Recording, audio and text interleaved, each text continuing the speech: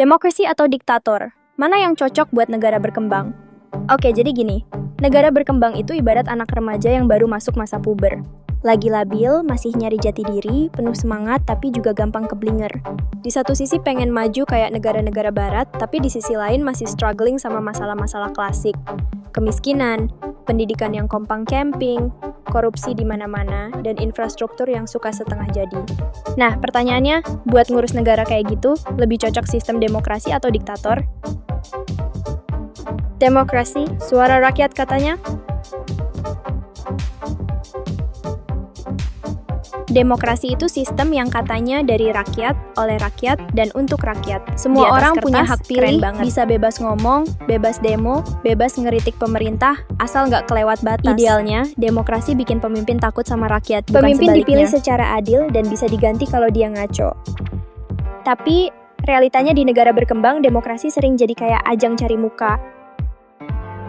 Pemilu banyak uangnya, yang menang bukan yang paling kompeten, tapi yang paling viral atau paling tebal cuma manis di bibir. Partai politik seringnya cuma geng-geng elit yang rebutan kekuasaan. Cuma dijadiin angka waktu pemilu, habis itu dilupain. Akibatnya, sistem demokrasi malah jadi berisik tapi nggak produktif. Banyak ngomong tapi dikit kerja.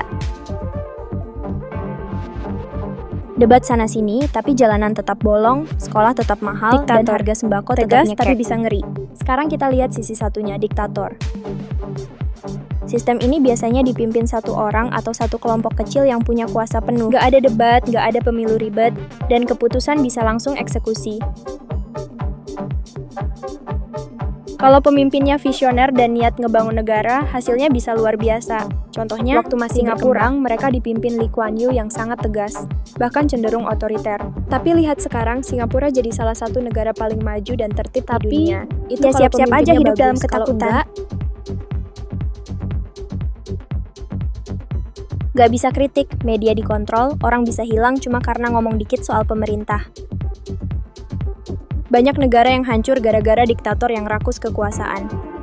Jadi, mana yang lebih cocok? Jawabannya nggak simple. Demokrasi cocok buat jangka panjang, karena kasih ruang buat rakyat berkembang, berpikir kritis, tapi syaratnya pendidikannya harus kuat. Kalau enggak, demokrasi cuma jadi harus ditekan juara.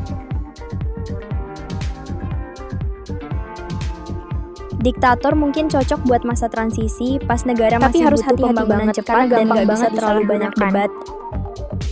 Sekali kekuasaan jadi absolut, susah banget dihentikan. Intinya, negara berkembang itu butuh pemimpin yang tegas, tapi tetap bisa dikontrol, tapi juga ada batasnya.